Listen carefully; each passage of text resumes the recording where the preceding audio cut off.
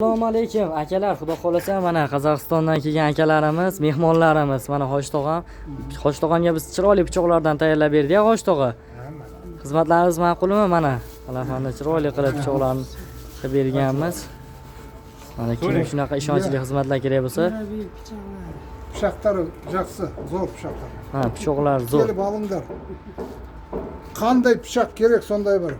Ana ananday da bor, ulkoni bor. Qilichlar, pichoqlar. Qilish bor, suvenirniy bor. Рабочийlar bor. Qo'y so'yasin, жылқы so'yasin. Sıyır so'yasin, пожалуйста. Mine bunday qanday neler bor. Mine ya, kухонный neler bor, balta. Etni qalay chopqin kerak, solay chapasin. Mana nonlar bor. Mine ya, bunday suvenirniy pichoqlar bor. Suvenirniy pichoqlar bor.